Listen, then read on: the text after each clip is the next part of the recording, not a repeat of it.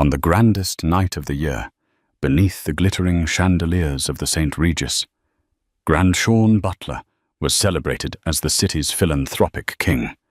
He was the man who had everything: a sprawling real estate empire, the respect of his peers, and a breathtakingly beautiful wife, Helen, on his arm. But while hundreds of guests toasted his name, Helen wasn't smiling beside him. She wasn't even in the ballroom. She was shivering in the pitch-black cold of a basement wine cellar, locked in by the very man they were all applauding. Her husband had silenced her to protect his perfect image. What he never counted on was that someone else was watching someone who knew the darkness that hid behind a dazzling smile, the one man in the room with the power to burn Sean's world to the ground. The ride to the annual Gilded Cage Gala was suffocatingly silent. The air in the back of the Rolls-Royce Phantom was thick with unspoken threats, a familiar tension that coiled in Helen Butler's stomach like a serpent. Her husband, Sean, sat beside her, a statue carved from ambition and rage. He hadn't spoken a word since she'd walked down the grand staircase of their sterile minimalist mansion. He'd simply looked at her, his gaze sweeping over the custom-made sapphire silk gown, his lip curling in a way that wasn't a smile.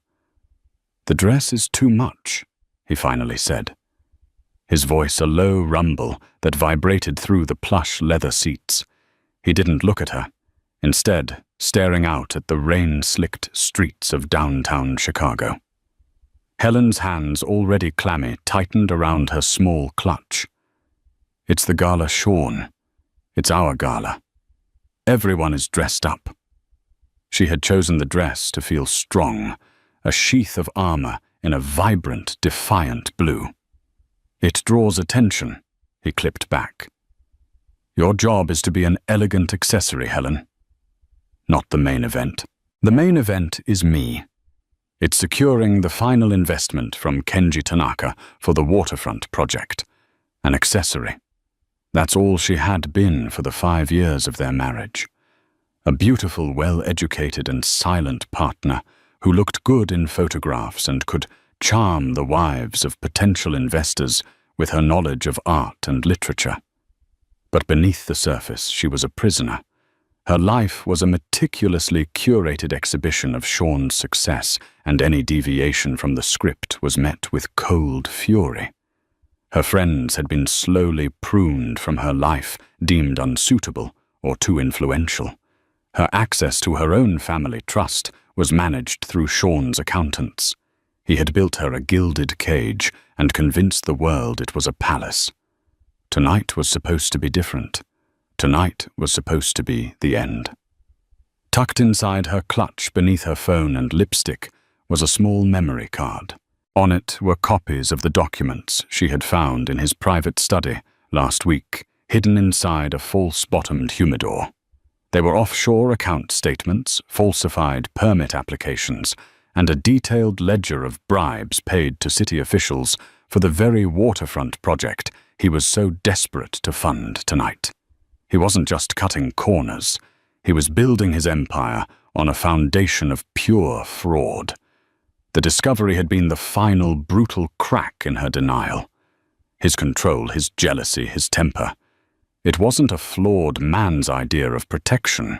It was the desperate terror of a con artist afraid of being exposed. She had already contacted a lawyer, a discreet woman named Patricia Chen, and had a plan.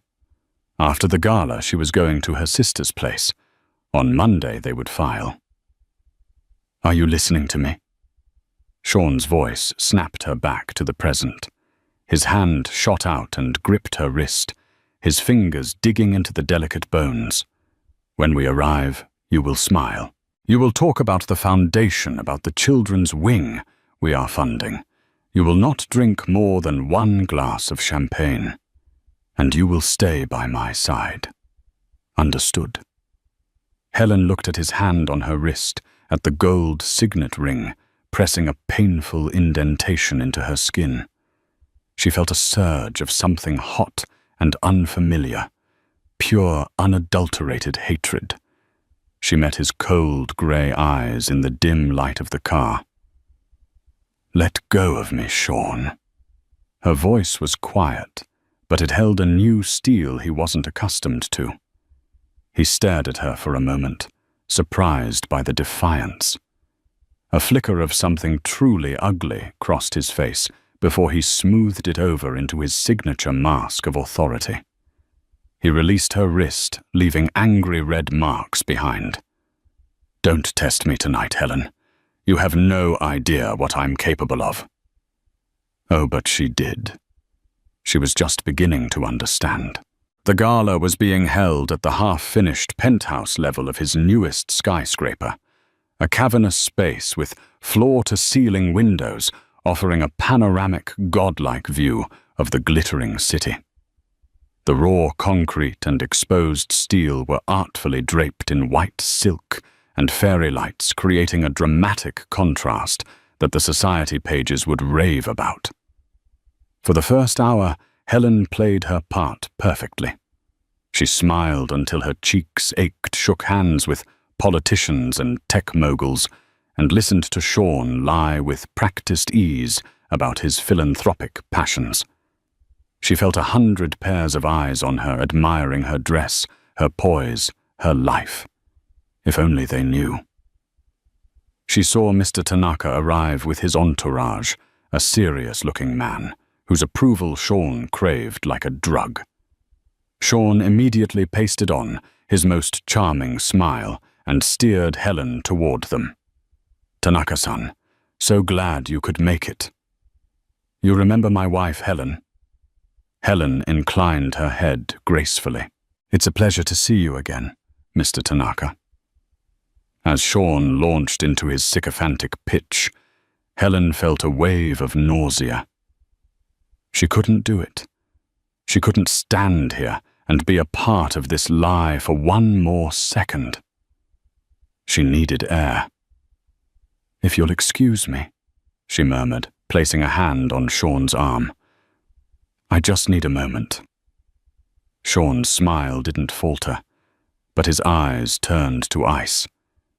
He gripped her elbow, his fingers like talons. "We're in the middle of a conversation." "I'm feeling a little faint," she whispered, a plausible excuse in the stuffy, crowded room. She let her eyes flutter slightly, a trick learned from years of having to feign weakness to avoid his wrath. He was trapped. He couldn't make a scene in front of the man he was trying to impress. With a barely perceptible nod, he released her. 5 minutes. The powder room off the main hall. But Helen didn't go to the powder room. She turned down a corridor marked for staff, her heart hammering against her ribs. Her plan had been to wait until after the gala. But his touch, his threats, they had accelerated everything. She couldn't spend another minute as Mrs. Sean Butler. She pulled out her phone to call the car service she had secretly arranged. She was just about to press send when a shadow fell over her. Going somewhere. Sean. He had followed her. The public charm was gone, replaced by a terrifying, predatory stillness. "I told you I needed air," she said, her voice trembling slightly. "You're a terrible liar, Helen. I saw your face. You were running." He took a step closer, backing her against a service elevator. "What did you think you were going to do, haul a taxi? Where would you go? Everything you have, everything you are, is because of me." "That's not true," she whispered, clutching the memory card in her purse like a talisman. His eyes narrowed. He was a cornered animal, and his instincts were sharp. He glanced down at her clutch. "What's in the bag?" Before she could react, he snatched it from her hand. He opened it and dumped the contents onto a nearby catering trolley with a loud clatter. Her phone, her lipstick a compact mirror, and the tiny black memory card. He picked it up, holding it between his thumb and forefinger, as if it were a dead insect. What is this? Helen's blood ran cold. It's nothing. For my camera. He stared at her, his face a mask of dawning incandescent rage. He knew. He didn't know how he knew, but he knew she had crossed a line. You went into my study. It wasn't a question. He grabbed her arm, his grip bruising. You stupid, ungrateful woman. Did you really think you could ruin me? He began dragging her down the corridor, away from the distant sound of the orchestra. Sean, stop! You're hurting me, she cried, her heels scraping against the concrete floor. They reached an unmarked metal door. He swiped a key card from his wallet and pulled it open, revealing a set of steep, dark stairs leading down. The air that wafted up was cold and smelled of dust and damp stone. Where are you taking me? She pleaded, terror finally breaking through her resolve. You wanted some quiet time to think. I'm going to give it to you, he hissed, yanking her down the stairs. You are going to stay down here and reflect on your loyalty. After my deal with Tanaka is signed and the party is over, I'll come back for you. And we will have a very, very long conversation about your future. He dragged her across a dusty basement floor and stopped in front of another heavy door. He unlocked it, revealing a space of absolute blackness. It was the building's wine cellar, still under construction. No, Sean, please. He shoved her inside. She stumbled, falling to her knees on the cold, hard floor. The sapphire dress, her beautiful armor, was now just a scrap of silk in the dirt. He stood in the doorway, a monstrous silhouette against the dim light of the basement. Enjoy the party, my love. The heavy door slammed shut, plunging her into a terrifying, suffocating darkness.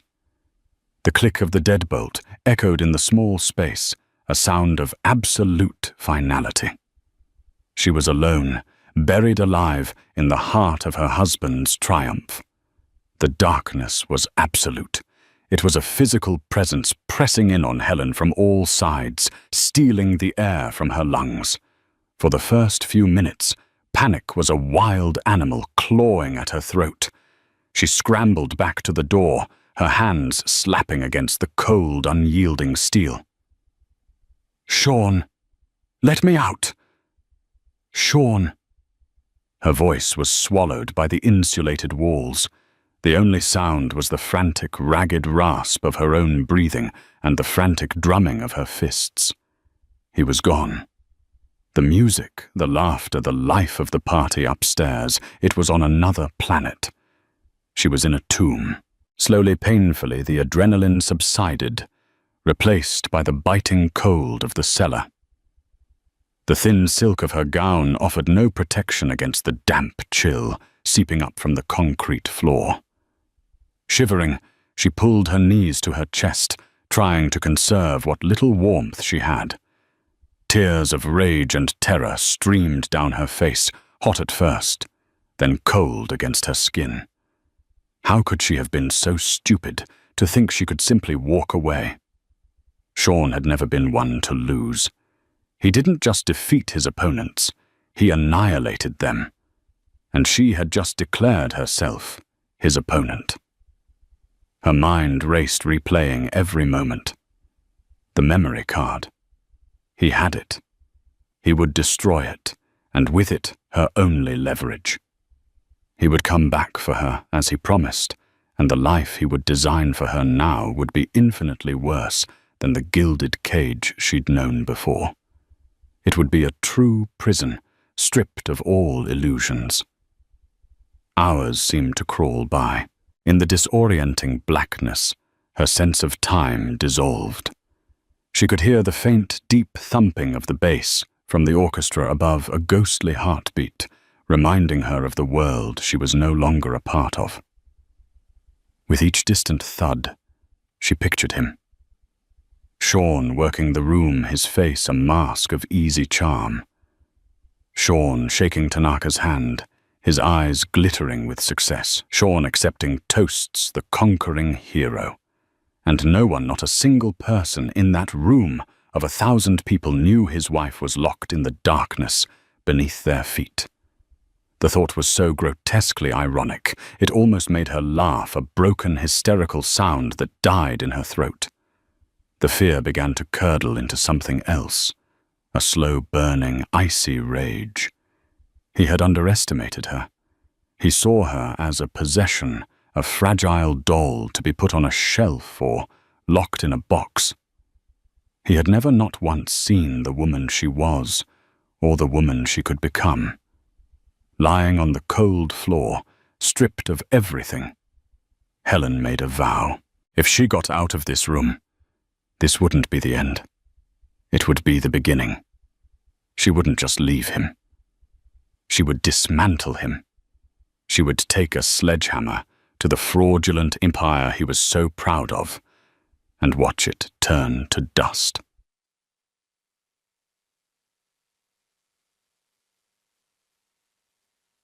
Upstairs in the glittering ballroom, Declan Reese felt a prickle of unease. He was a man who trusted his instincts, instincts that had helped him build a multi-billion-dollar investment firm from the ground up by seeing the cracks in a flawless facade. And right now the facade of Sean Butler was showing a hairline fracture. Declan hadn't wanted to come tonight. He found Sean to be a loathsome creature, all flash, no substance. A peacock puffed up with other people's money. But his firm was a minority stakeholder in the Tanaka Corporation, and Kenji Tanaka had personally requested his presence as a sign of goodwill before finalizing his own investment in Butler's project. Declan's interest, however, was not in Sean, but in his wife. He had met Helen Butler once before, a year ago, at a museum benefit. They had spoken for only 10 minutes, but it was enough. She wasn't like the other vapid, social climbing wives that populated this world. She had a quiet intelligence, a genuine passion when she spoke of art, and a profound sadness in her eyes that a happy woman shouldn't possess. He'd also recognized her name. Her father, the late Professor Alistair Finch, had been a legendary art historian and a mentor to Declan in his university days. Alistair was a man of fierce integrity and intellect, and Declan couldn't fathom how his brilliant daughter had ended up married to a brute like Sean. Tonight, he'd watched her. He saw the tension in her shoulders, the way her smile never quite reached her eyes. He saw the brutal grip Sean had on her wrist when they were in the car and the flash of defiance in her face. And then he saw her leave the ballroom, followed a moment later by a thunderous-looking Sean. That was nearly 2 hours ago. Sean had returned alone, his mood strangely buoyant, schmoozing with Tanaka as if he hadn't a care in the world. But Helen was gone. Declan casually made his way over to Sean, who was holding court by the champagne bar. "Sean, spectacular evening," Declan said, his voice smooth and neutral. Sean turned, his smile widening when he saw who it was. Having Declan Reese acknowledge him was a major social coup. "Declan, good to see you. Glad you could make it. We're doing great things here." "Indeed. I was just admiring the view. I haven't seen your wife, Helen, for a while. I was hoping to ask her about a new acquisition of mine. I trust she's well." Sean's smile tightened almost imperceptibly at the edges. "Ah, yes. Helen." She was feeling a bit overwhelmed by the crowd. A sudden migraine. "I had my driver take her home an hour ago." She was terribly disappointed to leave. It was a perfect lie. Plausible, polite, and unverifiable. But Declan's internal alarm bells were ringing loudly. The Helen he'd briefly met didn't seem like the type to be felled by a simple murrain on her husband's biggest night, and there was a flicker of something triumph cruelty in Sean's eyes that didn't match the story of a concerned husband.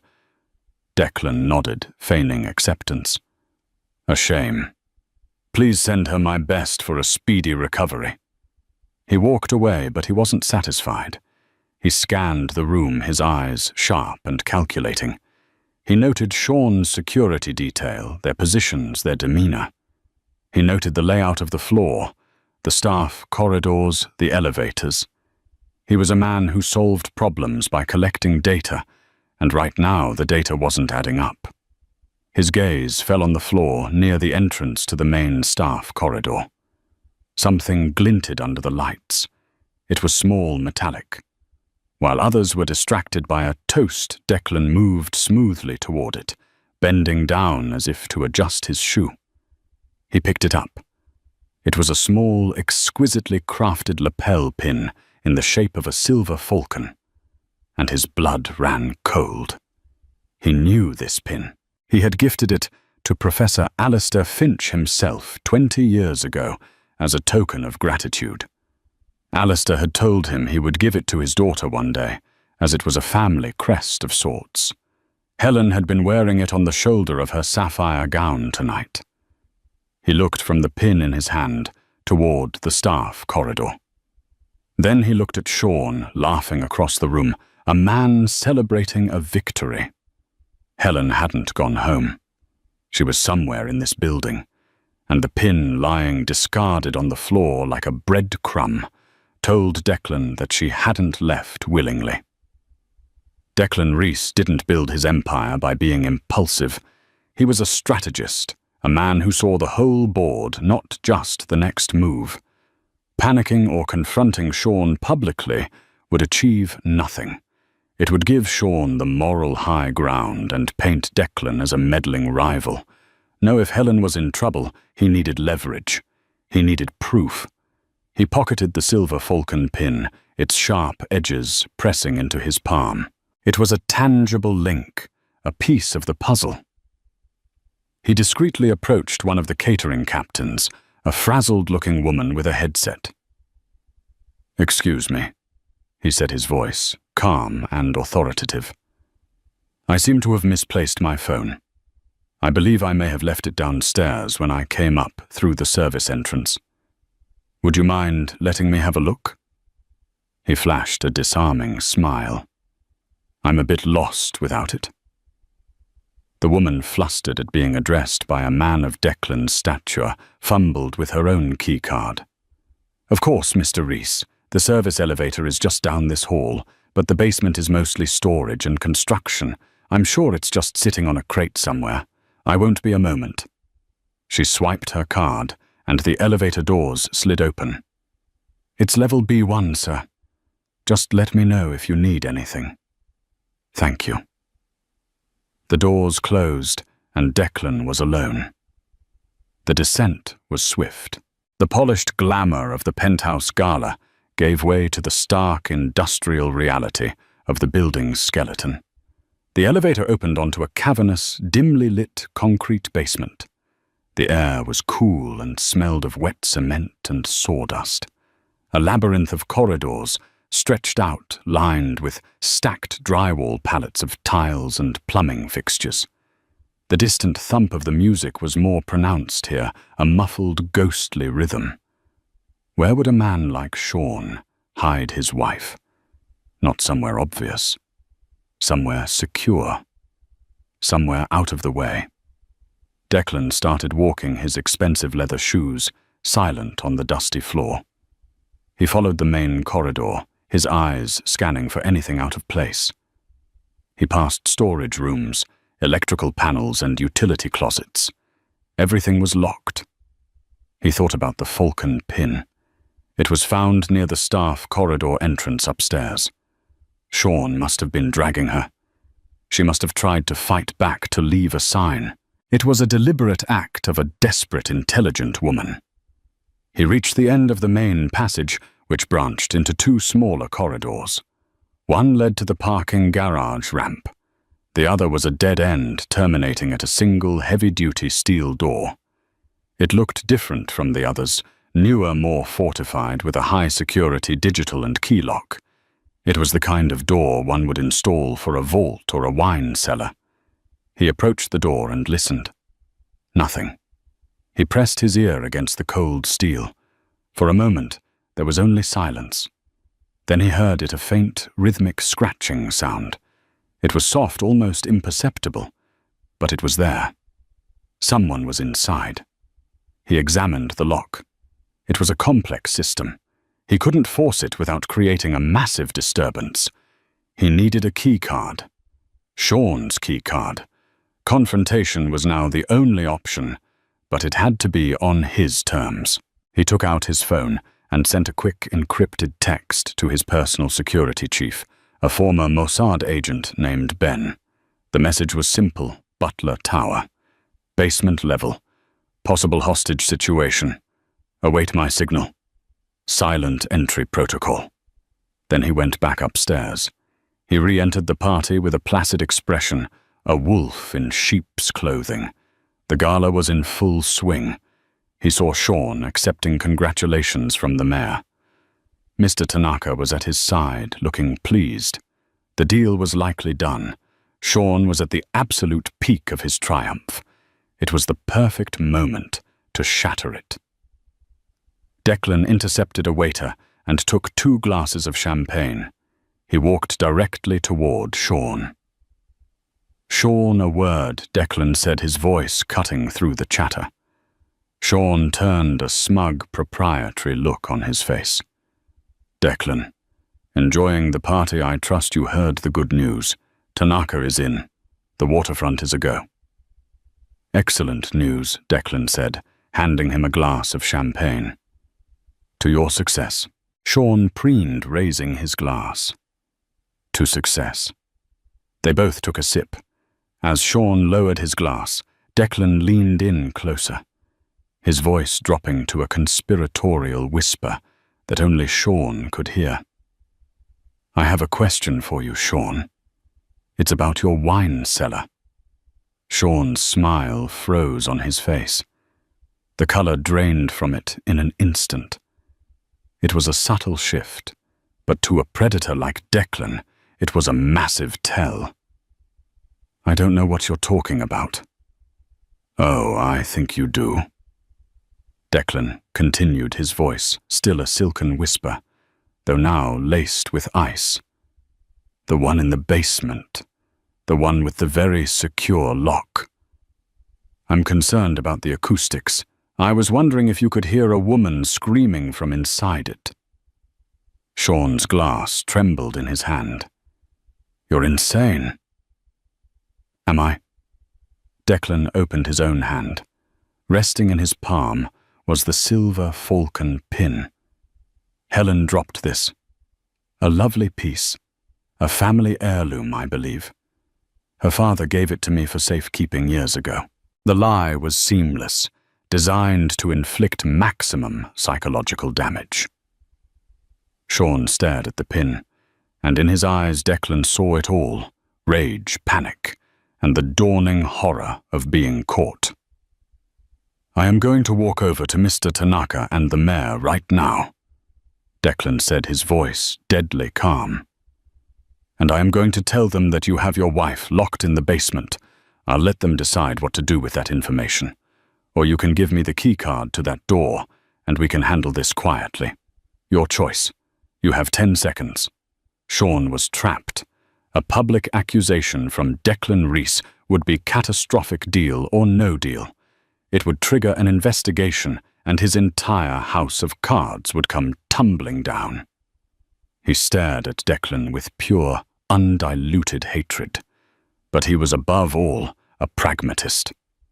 Silently, his movements stiff and jerky, he reached into his jacket pocket and pulled out his wallet. He extracted a single black key card and pressed it into Declan's hand. You've just made the biggest mistake of your life, Sean hissed, his voice trembling with fury. No, Declan replied, closing his hand around the card. You made it when you turned the lock.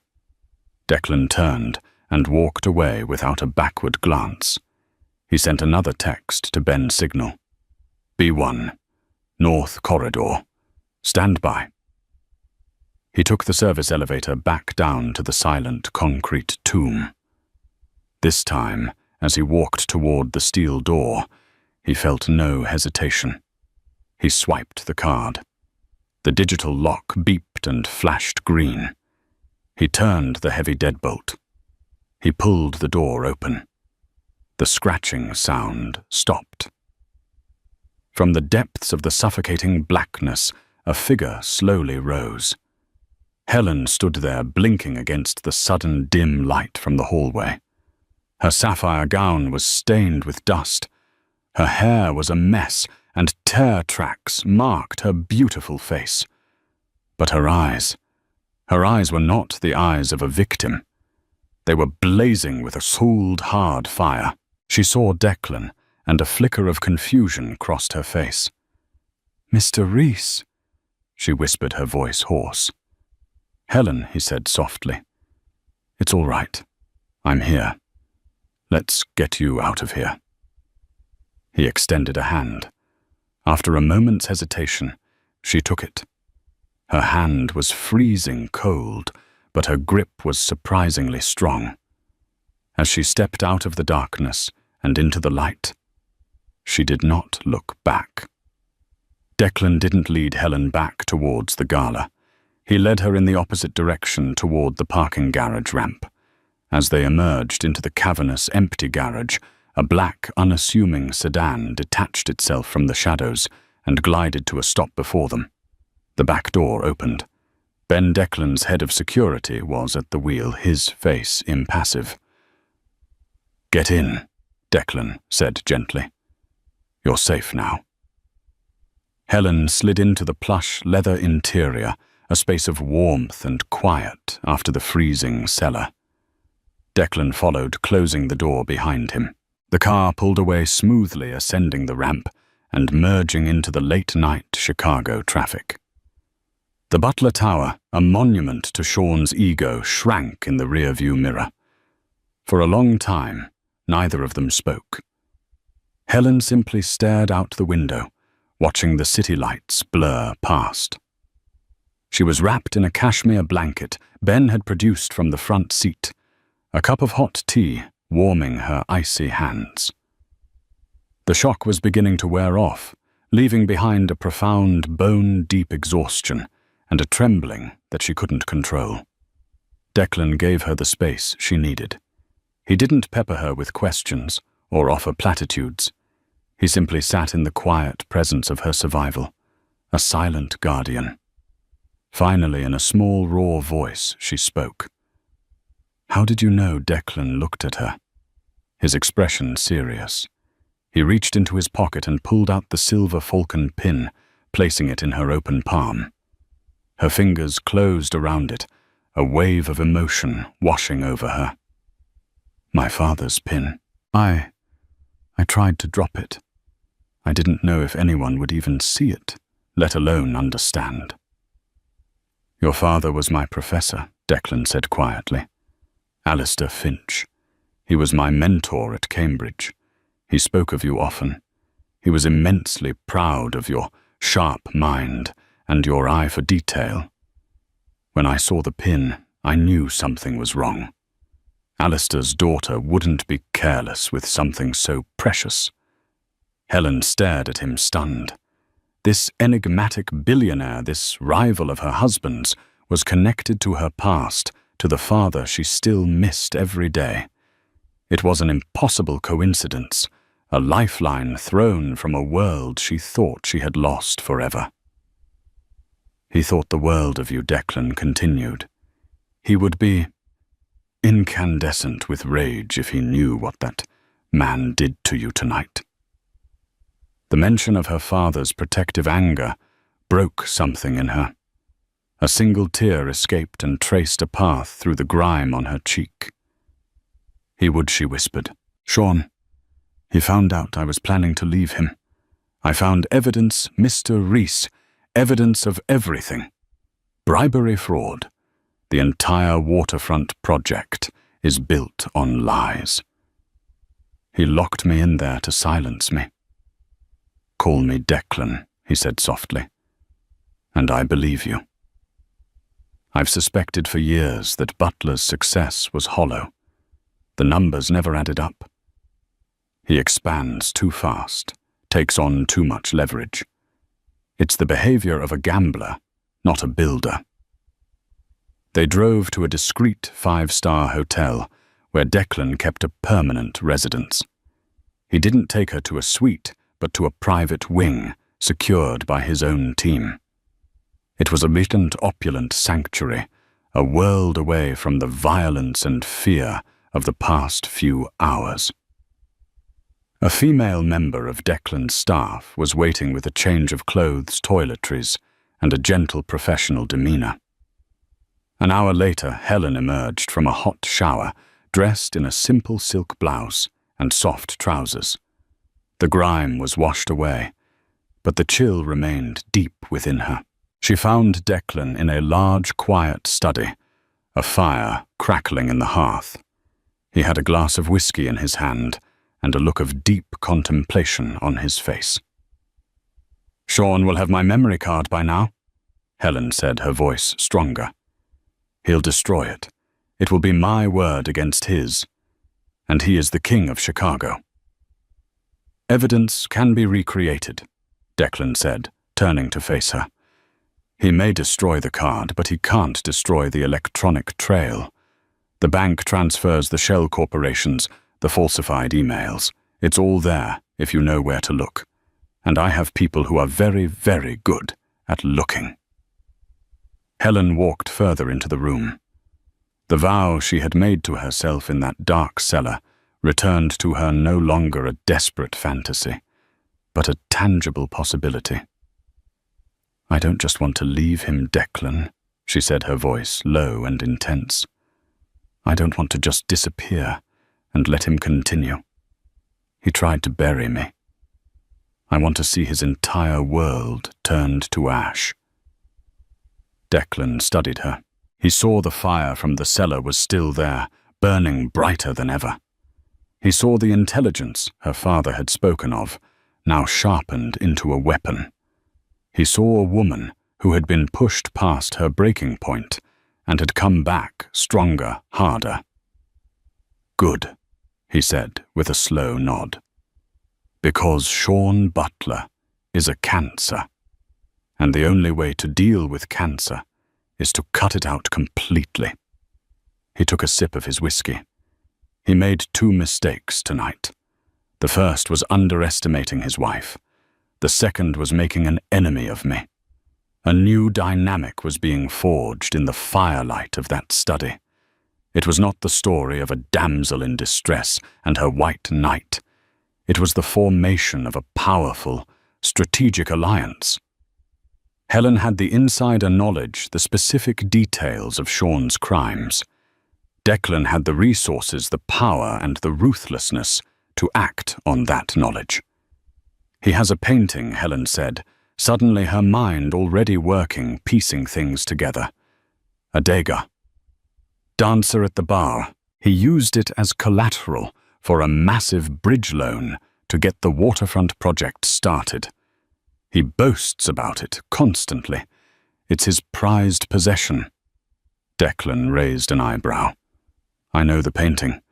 It was sold at Christie's 3 years ago for $80 million. Helen looked directly at him, her eyes clear and certain. "It's a fake.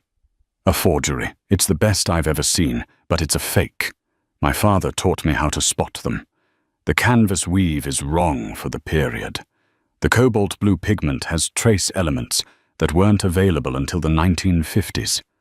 I told Sean my suspicions a year ago. He told me I was being hysterical and to never mention it again." Declan stared at her, a slow smile spreading across his face. It was a predatory, dangerous smile. He finally understood. This was the key. Not the complicated web of bribes and shell companies which would take months to unravel in court, bank fraud, using a forged masterpiece to secure a 9-figure loan. That was simple, brutal, and fast. Helen Declan said, his voice filled with a newfound respect. "You are far more than your father's daughter. You are a weapon, and Sean has no idea you're aimed directly at his heart." The alliance was sealed. In that moment, Helen Butler ceased to be a victim.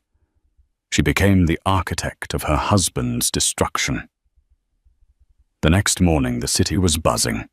The society columns were filled with effusive praise for the Gilded Cage Gala, calling Sean Butler a visionary and a titan of industry. There was a brief mention of his wife Helen having to leave early due to a sudden illness. Sean had controlled the narrative perfectly. To the outside world, everything was perfect. But in the secure, silent bubble of Declan's penthouse, a war room was being assembled. The first call was to Patricia Chen, Helen's lawyer. She arrived within the hour, a sharp, impeccably dressed woman in her late 40s with eyes that missed nothing. She listened to Helen's story without interruption, her expression shifting from professional concern to controlled fury. Imprisonment, assault, coercion. "He's crossed so many lines he's not even on the map anymore," Patricia said, her pen flying across a legal pad. "But he's insulated. We need something that cuts through the layers of corporate protection. Something undeniable." "The painting," Helen said. "The Degas." Declan, who had been listening from the sidelines, stepped forward. "The loan collateralized by that painting is with Sterling Mutual Bank. Their CEO, Robert Lanning, is an old-school stickler for the rules. He's also a rival of mine. He would love nothing more than to see me fail, but he hates being made a fool of even more." The plan began to take shape, elegant in its simplicity and devastating in its potential impact. They wouldn't just expose the forgery. They would use it as a trigger to detonate Sean's entire financial structure. The team expanded. Declan brought in 2 of his most trusted specialists. The first was a forensic accountant named Miles, a quiet, unassuming man who could make spreadsheets, sing, and follow a money trail through the most complex offshore labyrinths. The second was an art expert, a former curator from the Louvre named Dr. Alistair Beck, a man with a legendary reputation and an almost supernatural ability to authenticate masterpieces. For security reasons, he would consult remotely from his home in Geneva. Helen became the linchpin of the entire operation. This was not Declan's revenge. He was merely providing the arsenal. The strategy, the targeting, that was all hers. She spent hours with Miles detailing every conversation she could remember about finances, every offhand comment Sean had made about his partners, his holding companies, his secret accounts. She reconstructed the timeline of his acquisitions and investments from memory, providing the framework for Miles to begin his digital deep dive. Her most crucial work was with Dr. Beck. They held encrypted video calls that lasted late into the night. She described the Degas from memory, her art historian's training coming to the forefront. "The craquelure is too uniform." "Doctor," she explained, her voice confident and precise, "it's artificially aged, and the signature, the D, is slightly too looped. Degas's later signatures were sharper, more angular. Sean keeps the painting in his study under specially designed lighting that flatters the colors but hides the imperfections. He never lets anyone get too close." Dr. Beck, a formidable man with a shock of white hair, listened intently, occasionally asking sharp, probing questions about provenance documents and previous owners. "He claims he has a complete provenance from the Durand-Ruel gallery," Helen said. "But I noticed a gap, 14 months between 1941 and 1942. It's listed as Private Collection Switzerland. It's a classic forger's trick." Hide the peace during the chaos of war, and it re-emerges with a cloudy history that's difficult to verify. Indeed, Dr. Beck murmured, his eyes gleaming with intellectual excitement. You have a remarkable eye, Mrs. Butler, just like your father. While Helen provided the intellectual firepower, Declan began moving the larger pieces on the chessboard. He didn't want to just expose Sean. He wanted to acquire his assets from the rubble. He started discreetly buying up Sean's corporate debt through shell companies. He opened back-channel communications with other investors in the waterfront project, subtly planting seeds of doubt about Sean's financial stability. He was creating a ring of fire around Sean's empire, ready to be ignited at a single command. The days were intense and purposeful. For the first time in years, Helen felt alive.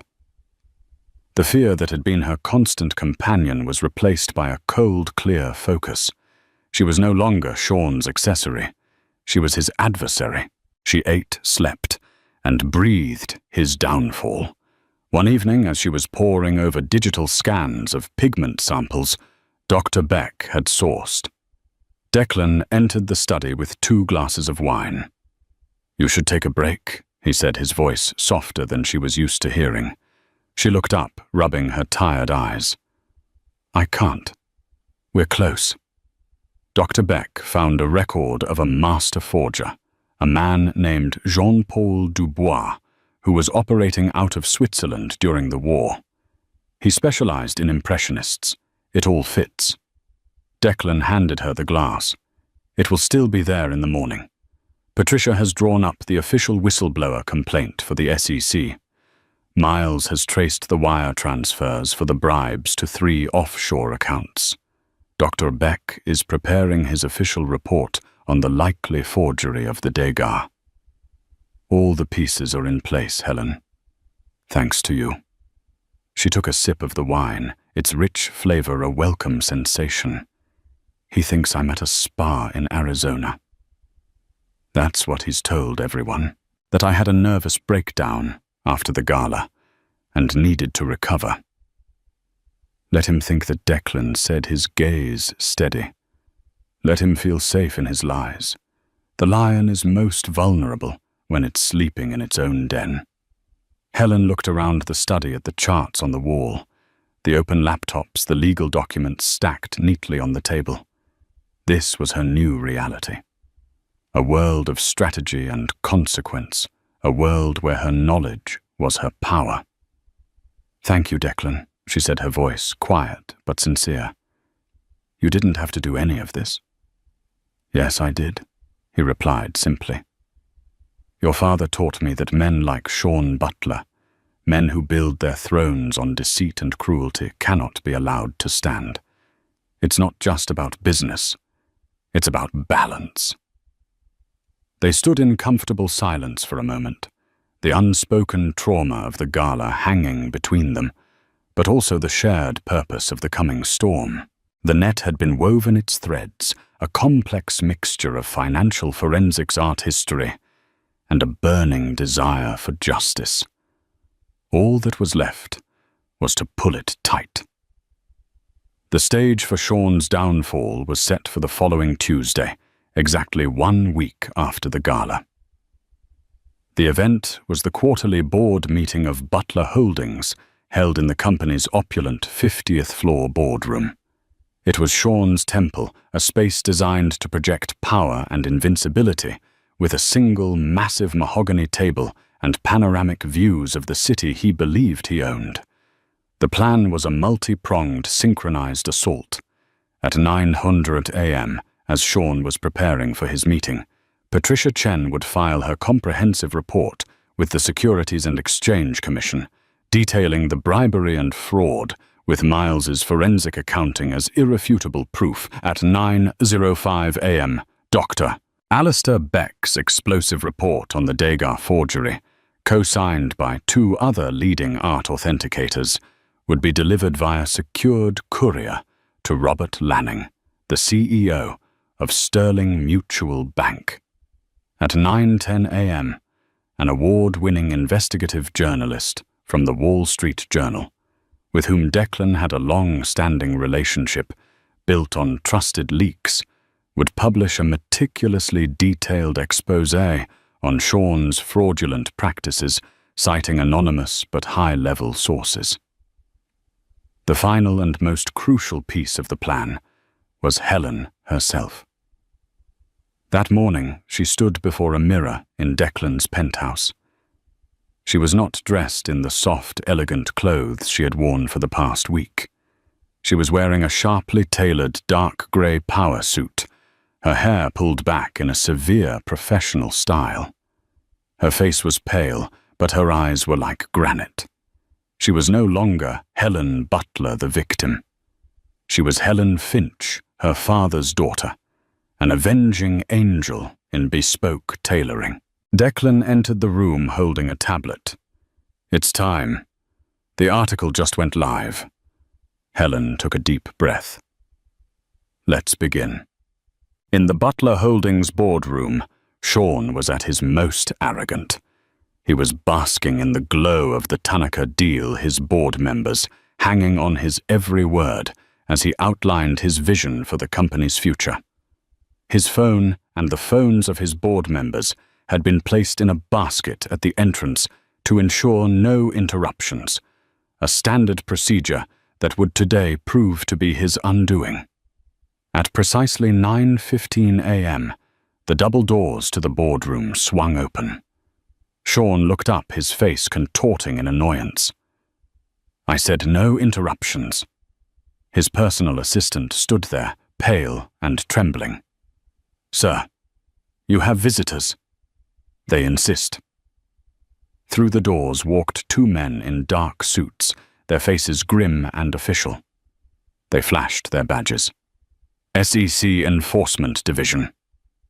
The lead agent said, his voice booming in the suddenly silent room. "Sean Butler. This boardroom is now a sealed location. Nobody leaves. All electronic devices are to be surrendered." Sean shot to his feet, his face turning a blotchy red. "On what grounds? This is outrageous." As if in answer, the doors opened again.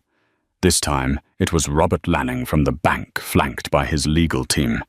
His face was a mask of cold fury. Butler Lanning snarled, throwing a file folder onto the polished table.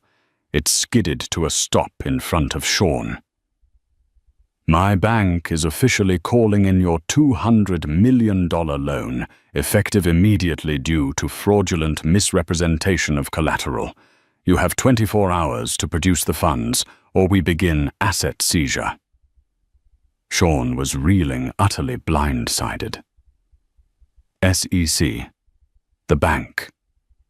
His mind couldn't process the speed of the attack. He looked around at his board members, who were staring at him with expressions of dawning horror. And then the final blow. The doors opened one last time.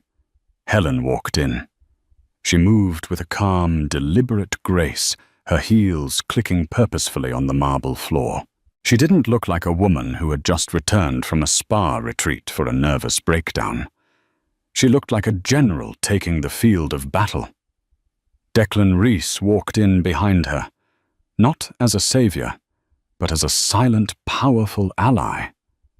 His presence alone sending a shockwave through the room. Sean stared at her, his mouth agape. The color drained from his face, replaced by a ghastly, pasty white. He looked at her, then at Declan, and the full scope of the conspiracy, the sheer, terrifying brilliance of the trap, finally crashed down upon him. "You," he whispered, his voice, a choked, strangled sound. Helen stopped at the far end of the long table, directly opposite her husband. She was no longer in his shadow. She was his equal, his opposite. His end. "Hello, Sean," she said, her voice clear and steady, carrying to every corner of the silent room. "Did you enjoy the party?" The board members were now frantically retrieving their phones, their screens lighting up with the damning Wall Street Journal headline, The House of Butler. A billion-dollar empire of fraud. Sean's carefully constructed world was not just cracking, it was being vaporized in real time. He was surrounded, exposed, and utterly defeated. His gaze fixed on Helen, his eyes burning with a desperate, pathetic hatred. "I'll destroy you," he seethed, taking a step toward her. Before he could take another, Declan's security chief, Ben, materialized at his side, his hand subtly resting on Sean's arm, a silent, immovable barrier. Helen didn't even flinch. She looked at the pathetic, crumbling man who had terrorized her for years, and she felt nothing but a cold, clean sense of finality.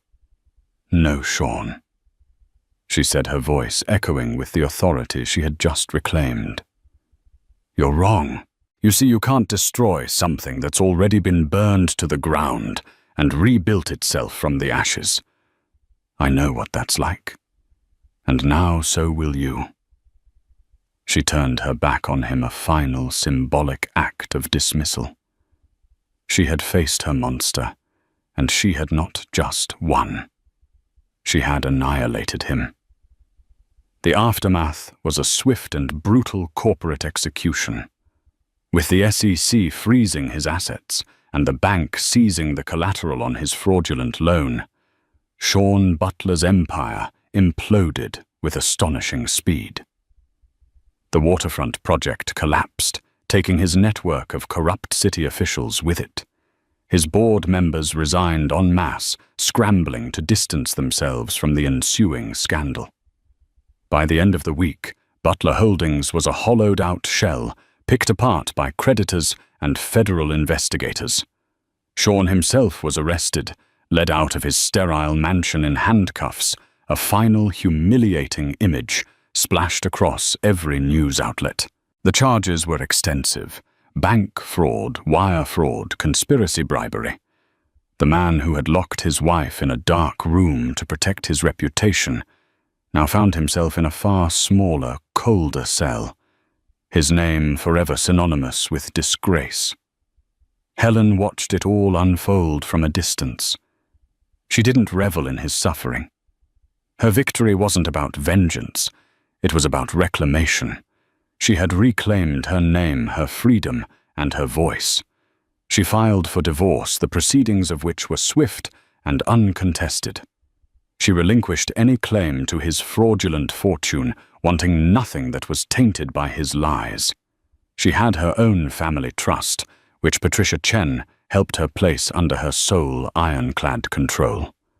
In the weeks that followed, she began to build a new life, not on the ashes of Sean's empire, but on the solid foundation of her own identity. She established the Alistair Finch Foundation for Art Preservation, an organization dedicated to helping museums authenticate their collections and expose forgeries. Her expertise, once a private passion dismissed by her husband, was now her public strength. The story of the forged Degas became a quiet legend in the art world, and Helen Finch was suddenly one of its most respected new voices. She and Declan settled into a new, undefined relationship. It was not a whirlwind romance born from trauma, but something quieter, deeper. A partnership built on mutual respect and a shared understanding of the darkness that can hide behind a gilded facade. He gave her space to heal and grow, acting as a trusted advisor and a steadfast friend. He was a presence in her life, not a center of gravity. Helen was her own center now. One crisp autumn evening, a month after the unveiling, Declan joined her at a gallery opening the first public event she had attended since the Gala.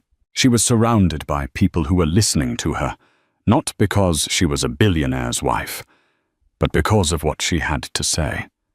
She was animated, passionate, and completely at ease. The profound sadness that Declan had once seen in her eyes was gone, replaced by a bright, confident light. As the evening wound down, They walked together along the Chicago River, the city lights dancing on the water. "You seem happy," Helen Declan said, his hands in his pockets. She smiled, a genuine, easy smile that reached her eyes. "I feel balanced," she replied, echoing the word he had used in his study that first night. "For years I lived in a world of curated perfection, and none of it was real. Now everything is real. The challenges, the work, the freedom. It's all mine." She stopped and looked out at the skyline, at the glittering towers that represented so much ambition and power. Among them stood the nearly completed shell of the Butler Tower, its future uncertain, a dark monument to a fallen king. It no longer held any power over her. It was just a building. "What will you do now?" Declan asked. Helen looked at him, her expression thoughtful and filled with possibility. "Whatever I want." It was the simplest of answers, and the most powerful. She was not a character in someone else's story anymore. She was the author of her own, and the first chapter was finally truly beginning.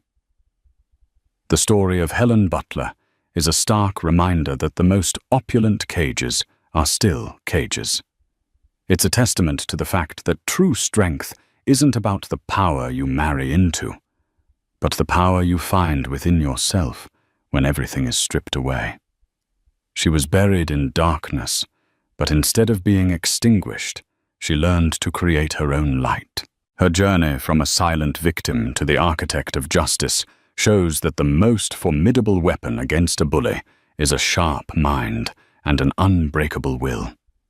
If this story of resilience, strategy, and ultimate triumph resonated with you, please hit the like button to let us know. Share this video with someone who needs a reminder of their own inner strength.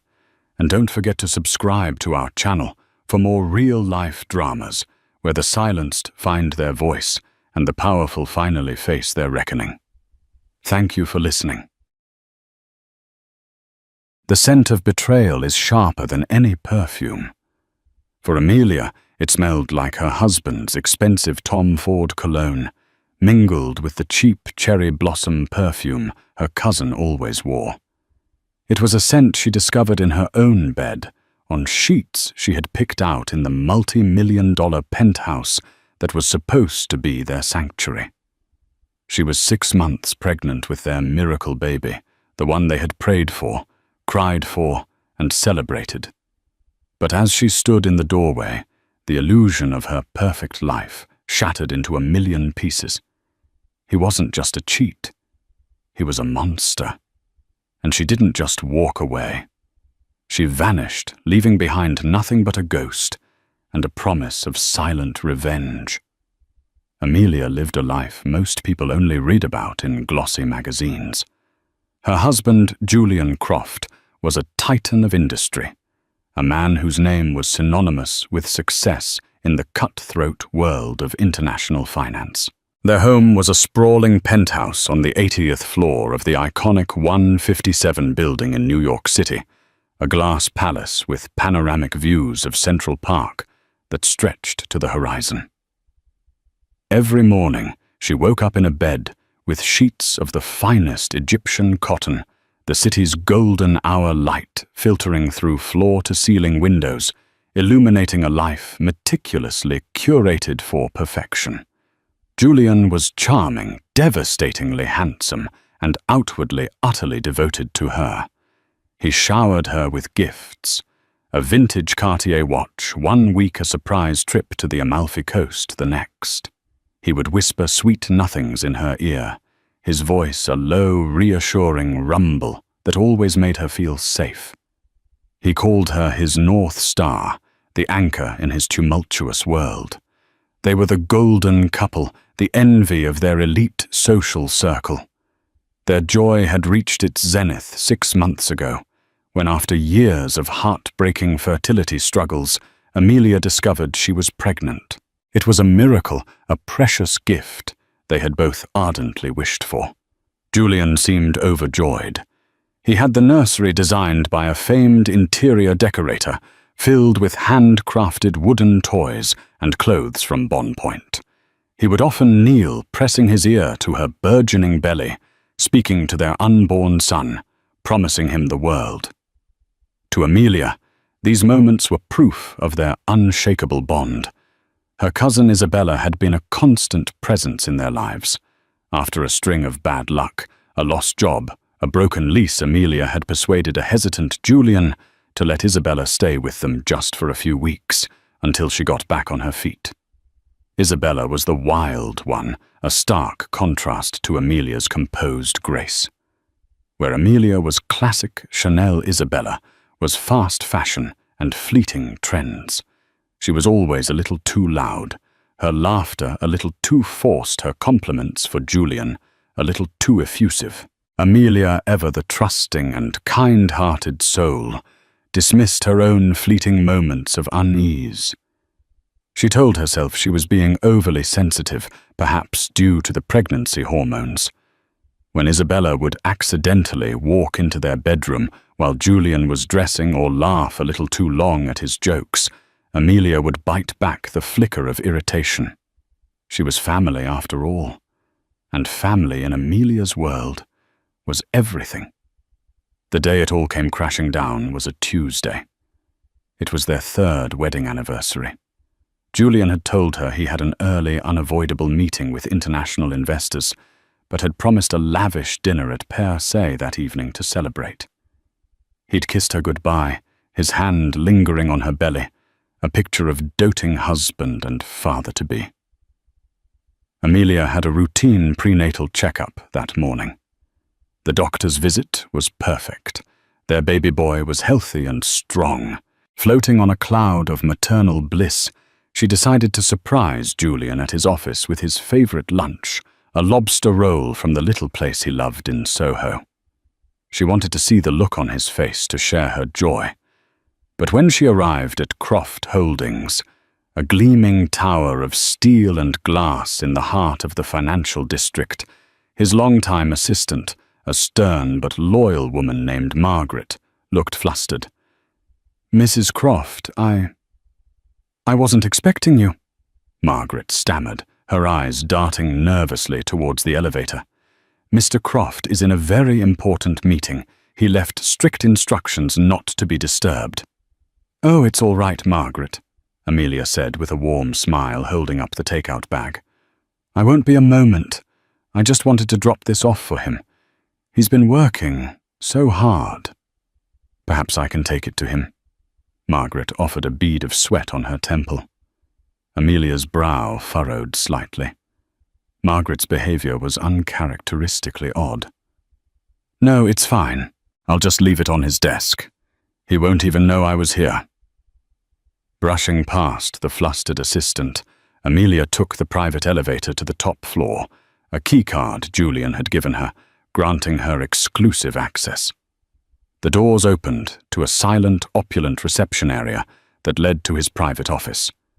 The large, imposing oak doors were slightly ajar. She pushed the door open gently, a cheerful surprise on her lips. But the word died in her throat. The scene that unfolded before her was a grotesque tableau of betrayal.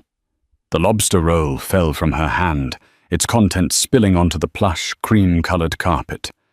There on the massive mahogany desk, the one where he signed billion-dollar deals, was her husband. And tangled with him, her dress hiked up around her waist, was Isabella. Their heads snapped towards the door, their faces a mask of shock and guilt. Julian's eyes, the same eyes that had looked at her with such adoration just hours before, were wide with panic. Isabella, her lipstick smeared, let out a pathetic whimper, scrambling to pull her dress down. The world tilted on its axis. The air was sucked from Amelia's lungs. The only sound she could hear was a deafening, high-pitched ringing in her ears. She saw the details with a horrifying clarity, the way Isabella's cheap, cherry-scented perfume hung heavy in the air, a sickly sweet stench that made her stomach churn. the way Julian's hand was still tangled in her cousin's hair, the half-empty bottle of champagne on the corner of the desk. Amelia didn't scream. She didn't cry. A strange glacial calm washed over her, freezing the very marrow in her bones. She looked at Julian, her gaze so empty it was terrifying. She saw him not as her husband, but as a stranger, a loathsome creature she didn't recognize. Amelia, baby, it's not what it looks like. Julian began, his voice hoarse, as he fumbled with his clothes. The cliché was so absurd, so insulting, that a single mirthless laugh escaped her lips. It was a broken sound, sharp and brittle. She didn't spare a glance for her whimpering cousin cowering in the corner. Her focus was solely on the man who had just ripped her world apart. She took in the scene one last time, branding it into her memory. The overturned photos on his desk. Photos of their wedding, of their travels, of her, seemed to mock her. Then, without a single word, she turned around. She didn't stumble. She didn't run. She walked. Her back was ramrod straight, her head held high. Each step was deliberate, measured, taking her further away from the wreckage of her life. She walked past the horrified face of Margaret in the reception area, through the lobby, filled with his employees, and out onto the bustling streets of New York. She walked away without looking back, the ghost of her past life already fading behind her. She had nothing but the clothes on her back and the tiny, innocent life growing inside her. And in that moment of absolute devastation, a spark of something new and fierce ignited within her, the will to survive. The city noise was a dull roar, a chaotic symphony that barely registered. Amelia walked for blocks, her mind a blizzard of white noise and searing images. The city that had once felt like her kingdom now seemed alien and hostile.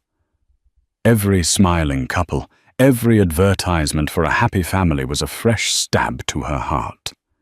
She found herself standing in front of the New York Public Library, its stone lions, standing sentinel silent witnesses to her world's collapse. She sank onto a cold stone bench, the chill seeping into her bones. The glacial calm that had carried her out of Julian's office began to crack, and a deep, shuddering tremor took over her body. It wasn't just the betrayal. It was the sheer depravity of it. Her husband, her cousin, in his office, on their anniversary, while she was at a doctor's appointment for their child. The layers of deceit were suffocating. Her phone began to buzz incessantly in her pocket. Julian flashed on the screen again and again. Dozens of calls. Then the texts started pouring in. "Amelia, please, baby, come back. We need to talk. It was a mistake, a stupid, unforgivable mistake." "Let me explain. Isabella means nothing to me. You and the baby are my world. Don't do this, Amelia. Don't throw everything away." Each message was a fresh wave of nausea. He spoke of their life as if it were a misplaced object, something that could be tidied up and put back on the shelf. He didn't understand. He had not just broken a promise. He had incinerated the very foundation of their existence. With trembling fingers, she blocked his number. Then she blocked Isabella's. Her next call was to her older brother Marcus, a quiet, steady presence in her life. He was a history professor at Columbia, a man who lived in a world of books and facts, a world away from the glitz and glamour she had inhabited. Marcus. Her voice was a fragile whisper, a sound she barely recognized as her own.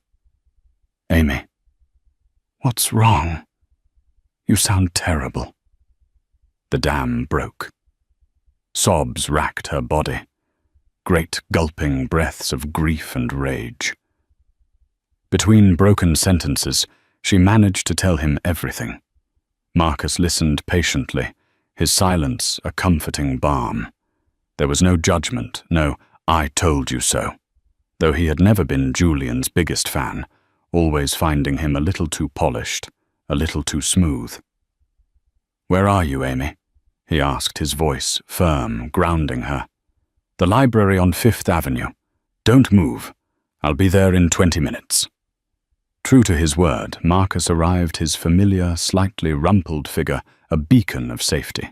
He wrapped her in a hug, and she buried her face in his tweed jacket, the scent of old paper and pipe tobacco, a comforting anchor to a time before Julian. "We need to get you out of the city," he said, his tone decisive. "He'll look for you at my place first." Amelia nodded numbly. The thought of returning to the penthouse, to their bed, was repulsive. Every object, every memory, was now tainted. She needed to disappear. "There's a legal instrument," Marcus said, his professor's mind already analyzing the situation. "It's called a post-nuptial agreement. Did you ever sign one?" Amelia shook her head. "No, Julian said it was unromantic. He said what was his was mine always." Another lie, another piece of the carefully constructed facade. Good Marcus said, a grim look on his face. "That makes things more complicated for him. But Amy, you need to understand, a man like Julian with his resources, he won't let you go easily. Not because he loves you, but because a messy divorce and a public scandal are bad for his brand. He'll try to control the narrative." They went to a bank where Amelia, to her own surprise, had a private account her late grandmother had set up for her years ago. It wasn't a fortune, not by Julian's standards, but it was enough to start over. She withdrew a substantial amount of cash, a shield for the immediate future. Her next move was a testament to the quiet strength she never knew she possessed. While Marcus waited in a rented car, Amelia, cloaked in a scarf and sunglasses borrowed from a pharmacy, did the unthinkable. She went back. She used her key to enter the service elevator of 157, a route she knew the staff used for deliveries. The penthouse was cavernously silent. A wave of dizziness washed over her as she stepped inside. The air still held a faint, cloying trace of cherry blossom. Her stomach roiled. She moved with a singular purpose, a ghost in her own home. She ignored the designer clothes, the jewel-encrusted handbags, the vault containing millions in jewelry Julian had gifted her.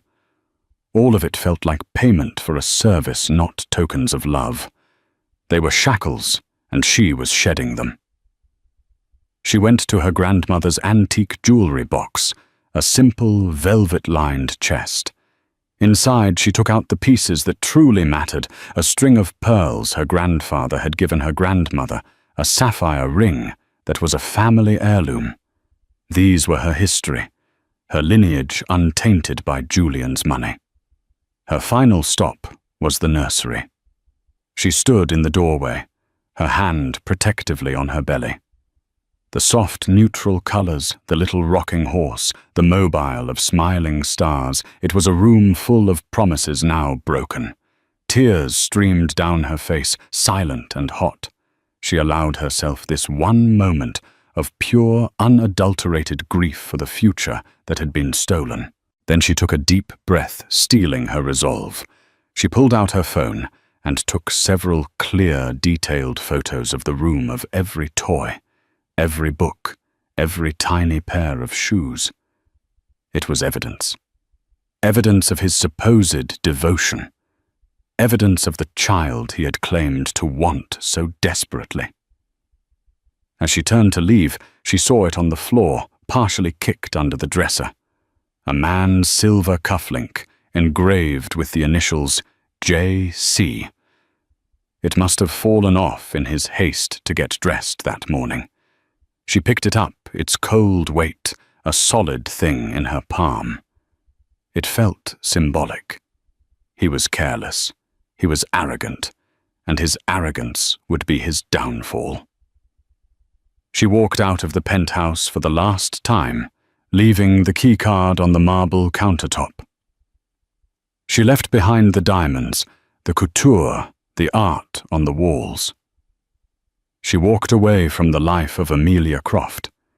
In its place, a new woman was being forged in the fires of betrayal.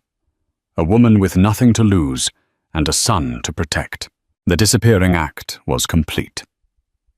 Phase 2 was about to begin. 3 months passed. Autumn in New York gave way to the biting winds of winter. In a quiet, snow-dusted town in Vermont, nestled amongst pine trees and rolling hills, Amelia was slowly, painstakingly rebuilding her life. She had rented a small, rustic cottage under the name Anna Stone, a tribute to her grandmother's maiden name. The name Amelia Croft, and the woman who answered to it, felt like a character from a novel she'd once read. Her brother Marcus had been her rock. He helped her find the cottage and handled the initial communications, or lack thereof, with Julian's army of lawyers. Their letters, filled with legal jargon and veiled threats, demanded her return, citing her erratic behavior and emotional instability due to her pregnancy. They were trying to build a case against her to paint her as an unfit mother. But Marcus, with his methodical mind, countered each letter calmly, stating only that his sister was in a safe place, recuperating from a significant trauma, and would not be intimidated. Life in Vermont was a stark contrast to the opulence of Manhattan. There was no room service, no private drivers, no galas to attend. Instead, there were log fires, the crunch of snow under her boots, and the comforting anonymity of a small town where no one knew her name or her history. She spent her days reading, taking long, solitary walks, and preparing for the arrival of her son. The physical act of knitting a tiny blue hat, the yarn soft in her hands, was more therapeutic than any session with the high-priced therapists Julian had once insisted she see. She found a part-time job working remotely for an old college friend, Chloe, who ran a small but successful rare book dealership. Amelia had a degree in art history, a passion she had set aside to play the role of the perfect corporate wife. Now her knowledge of provenance of art, of history, became her lifeline. She spent hours researching the origins of antique books and manuscripts, losing herself in stories from centuries past. It was quiet, meticulous work that soothed her fractured soul. For the first time in years, she felt a sense of purpose that was entirely her own. Her pregnancy progressed, her belly swelling with the new life that was both her reason for escaping and her hope for the future.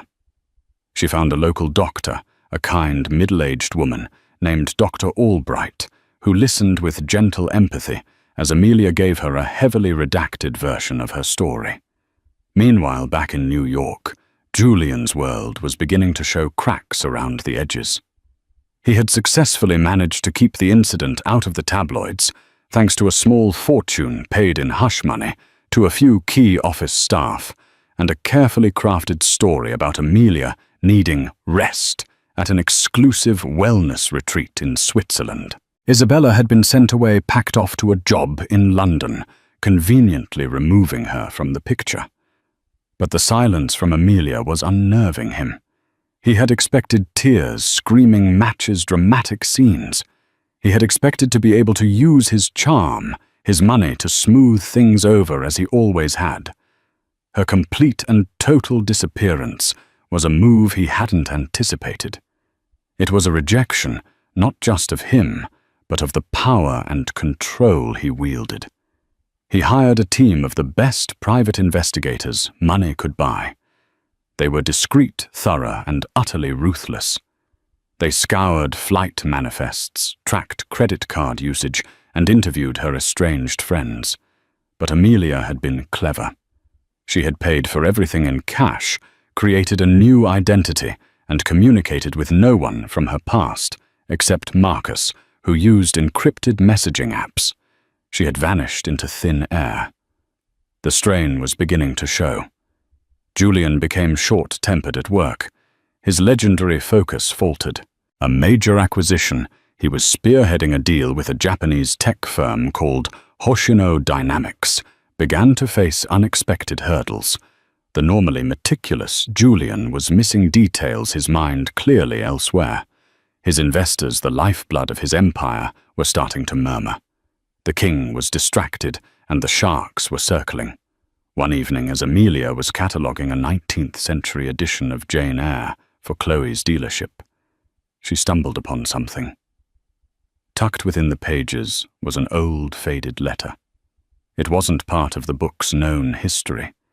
It was a personal letter, written by a woman to her sister, detailing her heartbreak over a husband's betrayal and her decision to leave him and start anew in America.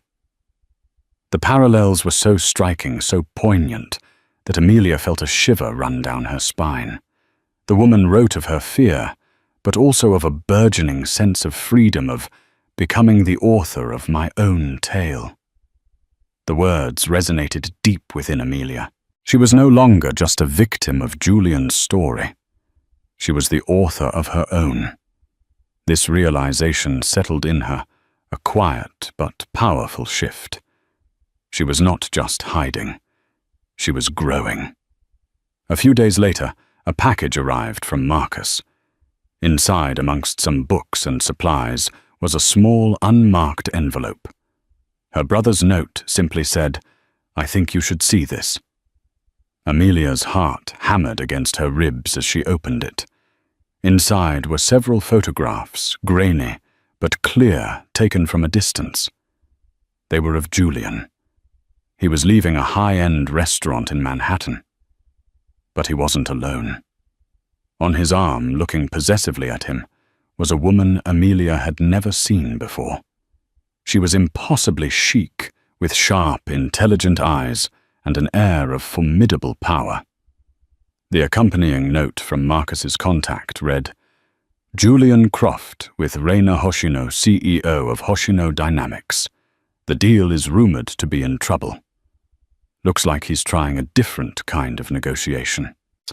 Amelia stared at the photograph, a cold fury rising within her. It had been less than 4 months. 4 months since he had destroyed their lives, and he was already moving on, using his charm on another powerful woman to secure a business deal. The pain was sharp, but it was quickly overshadowed by something else, a cold, hard clarity. He hadn't loved her. He had acquired her. She was a beautiful object, the perfect accessory for a man of his stature. And when that object was no longer convenient, he was ready to replace it. But the photograph revealed another, more critical piece of information. It showed Julian's weakness. His ambition, his insatiable need for success, was his Achilles' heel. He was predictable. And for the first time, Amelia realized that she was not. She looked down at her belly, feeling the strong, steady kick of her son. He deserved more than a father who saw people as assets to be managed or discarded. He deserved a mother who would fight for him. She picked up her phone and made a call to Chloe, her friend with the book dealership. "Chloe," she said, her voice steady and clear, "I need a favor. You have contacts in the art and antiques world all over, right? Even in Japan." "Of course," Chloe replied, intrigued. "What do you need?" "I need you to find out everything you can about Reina Hoshino." Amelia said the name, tasting like ash in her mouth. Not her business life, her personal life, what she collects, what she loves, what she's passionate about. The phoenix was no longer content to simply rise from the ashes. She was ready to command the flames. The Vermont winter deepened, blanketing the world in a pristine, silent white. But inside Amelia's small cottage, a quiet storm was brewing. Chloe, with her extensive and discreet network, proved to be a formidable ally. Within weeks, she had compiled a detailed dossier on Reina Hoshino that went far beyond what any business journal could provide. Reina was not just a CEO, she was a cultural powerhouse in Japan, a fierce protector of her nation's artistic heritage.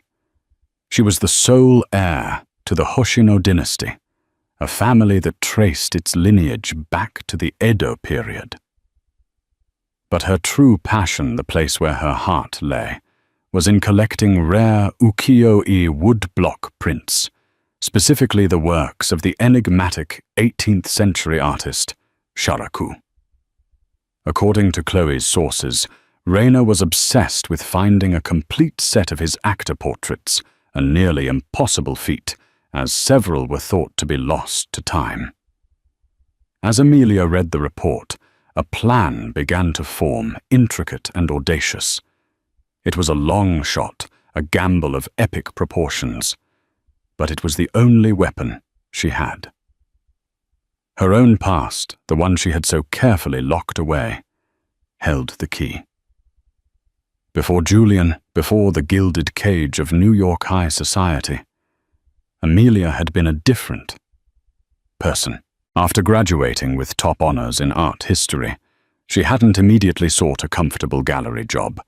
Instead, she had moved to Kyoto, immersing herself in the study of East Asian art restoration under a legendary master, a man known simply as Sensei Ishikawa. For 2 years, she had lived a Spartan life, learning the delicate art of kintsugi, mending broken pottery with gold, and the meticulous, painstaking process of restoring ancient scrolls and prints. It was during this time that she had come into contact with a hidden world of private collectors of art that rarely saw the light of a museum. And through Sensei Ishikawa, she had been granted a private viewing of a collection that belonged to a reclusive old family in the Japanese countryside. In that collection, she had seen it a pristine, unrecorded woodblock print by Sharaku. It was one of the lost actor portraits. The memory was seared into her mind, the vibrant colors, the expressive face, the artist's unique seal. Julian knew she had studied art, but he'd always dismissed it as a cute hobby. He had no idea of the depth of her knowledge or the connections she had made. Her past was a blind spot in his otherwise thorough surveillance of her life. Now that blind spot was about to become his undoing. Amelia's first step was to contact Sensei Ishikawa. It was a risk, as his name could potentially be linked to her, but she used a secure encrypted channel writing in formal Japanese. She didn't reveal her situation, but spoke of a renewed academic interest in Sharaku. She inquired with the utmost respect about the private collection she had viewed years ago. The reply came a week later. The old master remembered her well, his most gifted student with the soul of a poet. He informed her that the elderly owner of the collection had passed away, and his heirs, who had little interest in art, were quietly looking to sell. The Sharaku print was indeed available. The price was astronomical, far beyond the means of Anna Stone. But Amelia had no intention of buying it. She simply needed to control the information of its existence. Her plan had 2 fronts. The first was aimed at Julian's ego, the second at Reina Hoshino's heart. Using a burner phone and a voice modulator, she made an anonymous call to a notorious financial gossip columnist in New York, a man known for his poison pen and his ability to move markets with a single, well-placed rumor. "I have a tip about the Hoshino Dynamics deal," the distorted voice said. "Julian Croft isn't sealing the deal with his business acumen. He's trying to seduce the CEO. But he's out of his league. Reina Hoshino is a shark and she's about to eat him alive. Sources say she's just playing with him to get better terms, laughing at the charming American behind his back." She knew Julian's pride. He subscribed to all the industry rags, obsessed with his public image. The suggestion that he was being played, that a woman was making a fool of him, would be infuriating. It would make him reckless. The second, more delicate phase involved Reina. Amelia, through one of Chloe's most trusted contacts in the Tokyo art scene, arranged for an anonymous message to be delivered to Miss Hoshino. It was not an offer to sell. It was a whisper, a tantalizing hint. The message simply said, "The lost portrait of Ichikawa Omezo is not lost. It rests in a private collection, and its owners are considering a sale. Proof of its existence can be provided to a serious and discreet potential buyer." It included an email address, an encrypted and untraceable account Amelia had created. The bait was cast. Now she had to wait. The gossip column hit the internet a few days later, and the fallout was immediate. The rumor spread like wildfire through the financial world. Julian was incandescent with rage. The whispers in his own boardroom grew louder. His deal with Hoshino Dynamics, which was already on shaky ground, now seemed to be teetering on the brink of collapse due to his unprofessional conduct. He became obsessed, doubling his efforts to charm Reina to prove the rumors wrong. But his desperation began to show his smooth facade cracking under the pressure. Then an email landed in Amelia's encrypted inbox. The sender was anonymous, but the tone was imperious and direct. "I am an associate of a party interested in the Sharaku print. We require proof." Amelia's heart pounded. It was Reina's camp. She replied with a single image. It was not a photograph of the print itself. That would be too risky. Instead, it was a high-resolution scan of a small, almost imperceptible detail from the corner of the print, a specific fiber in the washi paper that she had noted during her viewing years ago. It was a detail only someone who had seen the genuine article up close would recognize. For added authenticity, she included a digitally overlaid timestamp from that day. It was a ghost in the machine, a digital fingerprint that proved her claim without revealing the whole picture. She was playing a dangerous game. She was a pregnant woman in a remote cottage manipulating two of the most powerful people in the world. But she felt a thrill she hadn't experienced in years. The fear was still there, a constant companion, but it was now mixed with a potent cocktail of adrenaline and resolve. A week later, a second email from Reina's associate arrived. "The proof is intriguing. My principal wishes to know the conditions of a potential sale." Amelia took a deep breath. This was the moment of truth. She typed her reply carefully, every word a calculated move in her high-stakes chess game. "The print is not for sale to just anyone. The current owners wish for it to go to a true connoisseur, someone who will cherish it. They are, however, open to a private off-market transfer. But first, they have one condition. They have heard troubling rumors about the business practices of an American associate of yours, a Mr. Julian Croft. They are a traditional family and value honor above all else. They will not entertain any dealings, direct or indirect, with anyone associated with a man of his questionable character. Sever all ties with him, publicly. And then we can discuss the art." She hit send. She had linked the two parts of her plan. She had put Reina Hoshino in an impossible position, force her to choose between the deal of a lifetime and the art of a lifetime. She had weaponized a centuries-old piece of paper against a billion-dollar corporation. Julian thought he was fighting a business rival and a scorned wife. He had no idea he was actually battling a ghost from the past, an art historian who knew the price of everything and the value of honor. The trap was set. Now all she could do was wait to see if the Queen would take the bait. The silence that followed was deafening. For 2 weeks, Amelia heard nothing. She checked her encrypted email 12 times a day, her anxiety a knot in her stomach. Had she overplayed her hand? Was her demand too audacious, too unbelievable? The pressure was immense. She was in her final trimester, her body heavy and tired, and the constant stress was taking its toll. Marcus called daily, his worried voice a lifeline across the miles. Meanwhile, the gossip mill in New York was in overdrive. The rumor she had planted had morphed and grown, taking on a life of its own. Anonymous sources were now confirming that the Hoshino deal was dead, a casualty of Julian Croft's hubris. His company's stock took a noticeable dip. Julian, in a desperate attempt at damage control, leaked a statement to the press, vehemently denying any unprofessional conduct and insisting the negotiations were proceeding smoothly. He appeared on a financial news network, his smile stretched a little too tight, his usual confidence ringing hollow. He was bleeding and he knew it, but what he couldn't possibly know was that the hand wielding the knife was the same one he had once adorned with a 10-carat diamond ring. Then one snowy morning, the world shifted.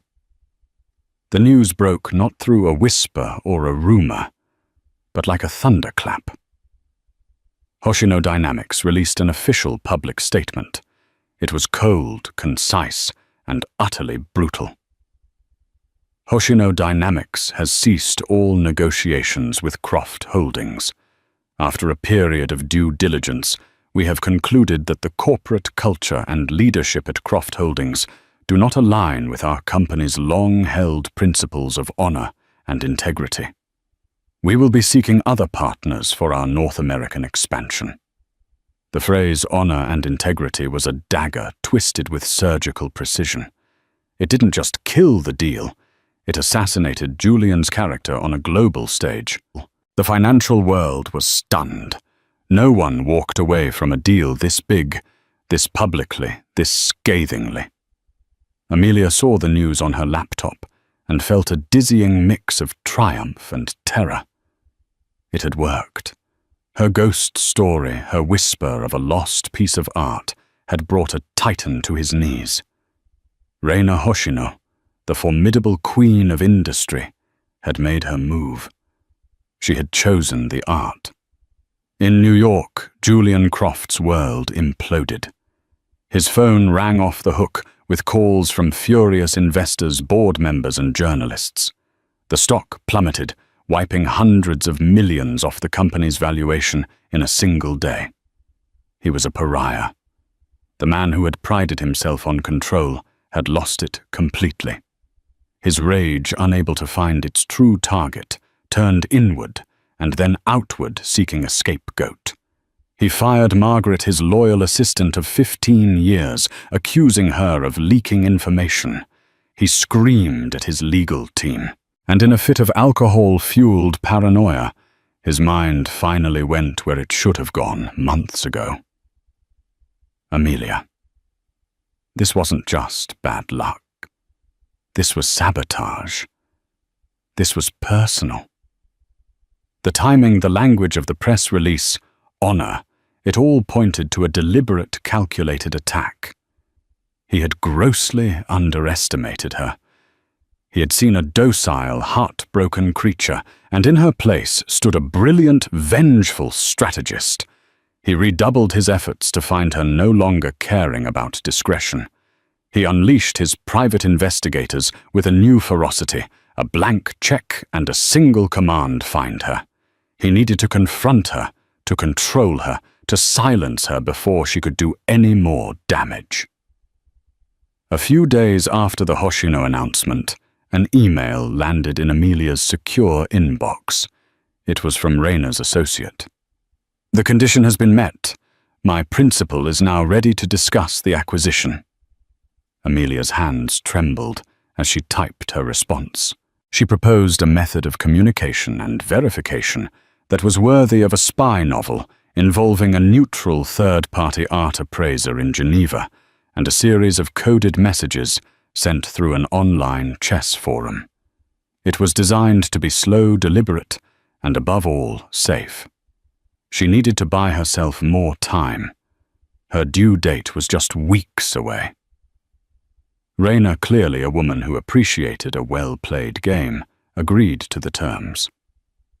The intricate dance began, Amelia posing as an intermediary for the reclusive owners, slowly fed Raina's camp details about the print, each one verifiable by the expert in Geneva, but never revealing enough to pinpoint its location. It was during this period that the next twist occurred, one Amelia had not anticipated. A manila envelope with no return address arrived at her cottage. Her blood ran cold, thinking Julian's investigators had found her. But the postmark was from London. Inside was a single sheet of paper and a small memory stick. The letter was from Isabella. Her handwriting was a shaky scrawl, a stark contrast to her usual flamboyant script.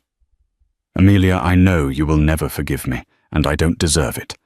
But I need you to know that it wasn't just about what you think. Julian is a monster, but not just because he cheats. He's a criminal. Before he sent me away, I was scared. He threatened me. I took something from his home office computer as insurance. I don't know what it all means, but I know it's bad. It's offshore accounts, shell corporations' names I don't recognize. He is not the man anyone thinks he is. This is all I can do to try and make things right. Be careful. He's more dangerous than you can imagine." With a deep sense of dread, Amelia inserted the memory stick into her laptop. It contained dozens of files, spreadsheets, bank statements from places like the Cayman Islands and Liechtenstein, and encrypted documents. She didn't understand the complex financial jargon, but she understood the pattern. It looked like a massive money laundering scheme. Julian wasn't just a titan of finance. He was a master criminal using his legitimate business as a front for a far darker enterprise. The Hoshino deal wasn't just about expansion. It was likely about laundering a new massive influx of dirty money. The revelation changed everything. This was no longer a story of infidelity and revenge. She had stumbled into something far more dangerous. Julian wouldn't just be angry if he found her. He would be desperate.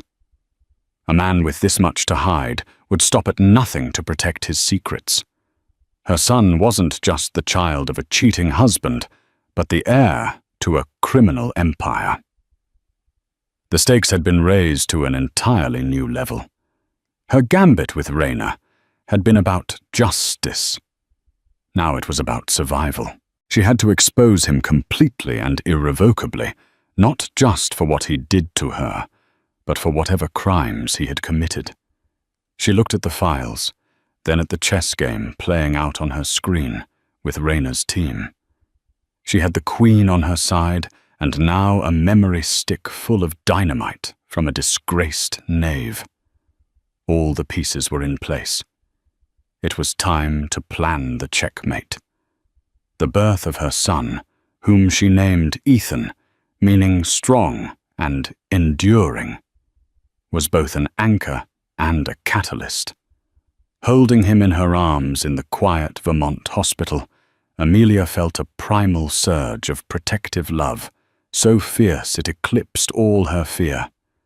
Ethan was her future, a future she would cleanse of Julian Croft's toxic legacy. The time for hiding was over. The time for a final decisive confrontation had come. Her plan for the endgame was as intricate and layered as the schemes Julian himself had woven. It required perfect timing, unwavering nerve, and the coordinated efforts of her unlikely allies. Her first move was with Raina Hoshino. Through their clandestine channels, Amelia, still the anonymous intermediary, made her final offer regarding the Sharaku print. "The owners have been deeply impressed by your commitment to artistic integrity. They no longer wish to sell the print. Instead, they wish to gift it to you under one final condition, that you are the one to personally and publicly expose the full extent of Julian Croft's financial crimes. She attached a single heavily encrypted file from Isabella's memory stick, a damning spreadsheet showing a clear trail of money flowing from a known criminal organization into a shell corporation owned by Croft Holdings. It was the smoking gun. She was giving Rayner not just the motivation to print, but the ammunition to do what needed to be done. It was a brilliant move. A foreign national of Rayner's stature exposing him would attract international attention and bypass any corrupt officials Julian might have in his pocket in the US. To Rayner, it was the ultimate power play. She would not only acquire the priceless artwork that had obsessed her for years, but would also be seen as a global champion of corporate ethics, cementing her reputation as she expanded into a new market. It was an offer she couldn't refuse. Amelia's second move was to orchestrate the confrontation. She knew Julian's investigators were closing in. She could feel their presence, a tightening net. So she decided to choose the battlefield. She sent one final, untraceable message not to Julian, but to Marcus. The nest is empty. Time for the final act. The plaza. Presidential suite. 48 hours. She knew Julian had likely compromised her brother's communications and would intercept the message. It was a deliberate lure. The Plaza Hotel, the scene of so many of their early happy dates, was the perfect poetic location for his downfall. Her third move was her bravest. She called the one person she knew Julian feared and respected in the legal world, the United States Attorney for the Southern District of New York, a formidable prosecutor named David Chen, whom Julian had often mentioned with a mix of professional admiration and caution. Posing as a confidential informant, she laid out the broad strokes of the case, promising irrefutable evidence that would be delivered by an unimpeachable source, Rayner Hoshino, within 48 hours. She gave him the what, the when, and the where. The day of the confrontation was surreal. Amelia checked into the presidential suite at the plaza, a place that screamed of the wealth she now despised. She was no longer the timid wife. She was calm, centered, a general before a battle. Ethan was safe with Chloe miles away, shielded from the impending fallout. Marcus was waiting in the wings, ready to act as her legal counsel once the dust settled. At precisely 8:00 p.m., there was a knock on the door. Julian stood there, flanked by two imposing men who were clearly not his usual security. His face was a thunderous mask of rage. The charm was gone, replaced by a cold reptilian fury. "So the little mouse decided to come out of her hole," he sneered, striding into the room. "Did you really think you could hide from me? Did you think you could ruin me and get away with it?" Amelia stood by the grand fireplace, a picture of serene composure. "It's over, Julian." He laughed, a harsh, ugly sound. "Over. It's just beginning. You have no idea what you've done.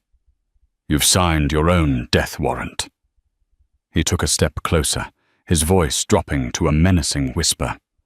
"You are going to sign a statement saying you've been suffering from postpartum psychosis, that you fabricated everything. You will give me back my son, and you will disappear. For good this time. Your son," Amelia's voice was laced with ice. "You don't have a son. You have a liability, a loose end, just like me, just like Isabella, just like Rayner Hoshino. We're all just pieces on your board, aren't we?" As she spoke, the large television screen in the suite flickered to life.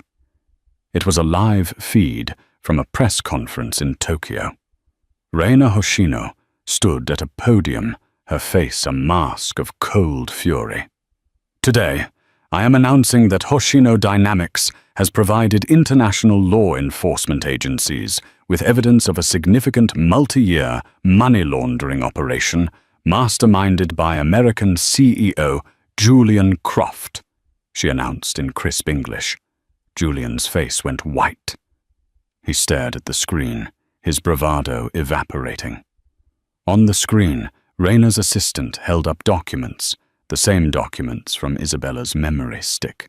Furthermore, Rayna continued, as a gesture of our commitment to restoring honor to the world of art and business, I am humbled to announce the recovery of a long-lost national treasure. The screen behind her changed, showing a stunning high-definition image of the Sharaku print. This masterpiece, which was being held hostage by criminal elements associated with Mr. Croft, has been returned to the people of Japan. It was a masterstroke of narrative. Rayna had not only exposed him, but had also woven the art into the story, painting Julian as not just a white-collar criminal, but a cultural vandal. Julian stumbled backward, his eyes wide with disbelief. "How?